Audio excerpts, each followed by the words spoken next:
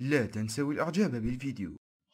8 حكام لن ينساهم العالم أبدا. ثان شوي، الحاكم العسكري في بورما منذ سنة 1992، يعتبر من أبشع الرؤساء على الإطلاق والخالي من الإنسانية واللامبالاة لشعبه، فقد كان يمنع منظمات الإغاثة والإنقاذ الدولية التي أتت لتقدم يد العون لمواطنيه مجانا بسبب الإعصار الذي دمر بعض مناطق بورما. ولا ننسى المجازر التي ارتكبت بحق المسلمين هناك، فكأي رئيس طاغية جلس شوي على كرسيه يراقب القتل الهمجي الذي يحصل للمسلمين دون أن يتحرك ساكنا. جورج بوش الأب، الرئيس 41 للولايات المتحدة الأمريكية، ويعتبر من أسوأ الرؤساء الأمريكيين، فهو السبب الرئيسي لأزمات كثيرة في الاقتصاد الأمريكي، مما أدى إلى حدوث مشاكل هائلة في الاقتصاد العالمي.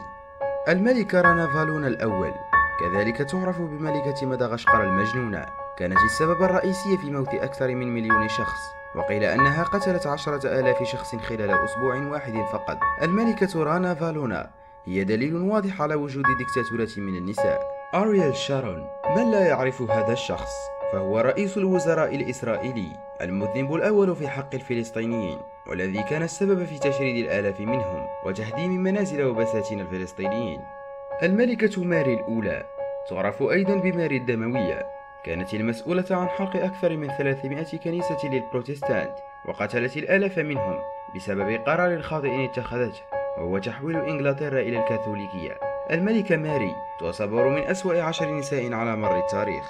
بشار الأسد، الرئيس السوري بشار الأسد هو السبب الأول في قتل مئات الآلاف من السوريين وتهجير الملايين منهم. اجتاح البلاد فسادا ودمر بجيشه المدن السورية فحولها إلى رماد.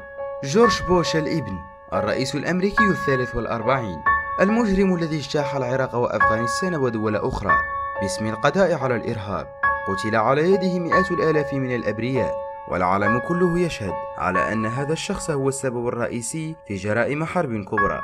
معمر القذافي، بعد عقود من الحكم المستبد، اتهم خلاله مع أفراد عائلته بالفساد وإهدار مقدرة البلاد وكبت الحريات.